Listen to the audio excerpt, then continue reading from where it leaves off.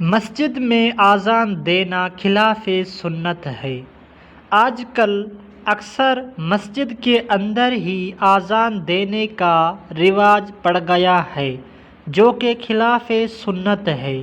عالمگیری وغیرہ میں ہے اذان خارج مسجد میں کہی جائے،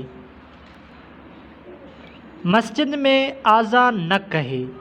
یہ فتویٰ عالمگیری جلد 1 صفحہ یہ ہمارے پاس ہے۔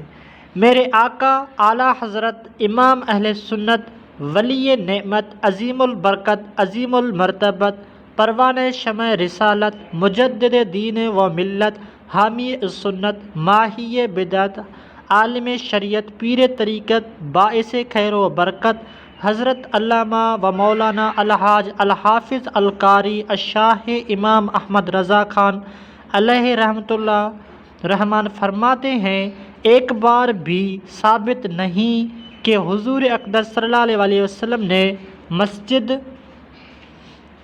مسجد کے اندر اذان دلوائی ہو۔ یہ ہمارے پاس فتویٰ ردوی تخریج شدہ صفحہ جلد 5 صفحہ 214 میں موجود ہے۔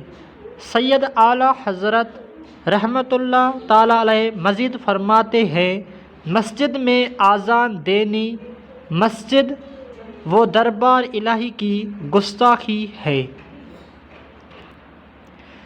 صحن مسجد کے نیچے جہاں جوتے اتارے جاتے ہیں وہ جگہ خارج مسجد ہوتی ہے، وہاں اذان دینا بلا تکلف مطابق سنت ہے۔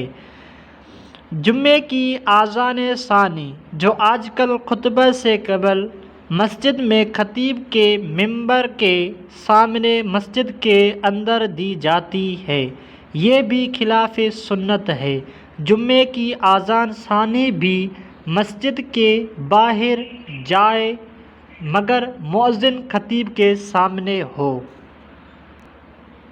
یہ واقعہ فتح القدیر جلد 2 صفحہ 29 میں ہے۔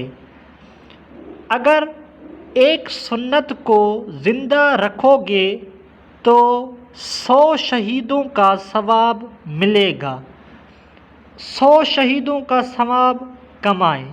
سید اعلیٰ حضرت رحمۃ اللہ تعالیٰ علیہ فرماتے ہیں، احیاء سنت علماء کا تو خاص فرض منصبی ہے، اور جس مسلمان سے اس کے لیے حکم عام ہے، ہر شہر کے مسلمانوں کو چاہیے کہ اپنے شہر یا کم از کم اپنی اپنی مساجد میں اذان اور جمعے کی اذان ثانی مسجد کے باہر دینے کی اس سنت کو زندہ کریں اور 100 شہیدوں کا ثواب لیں۔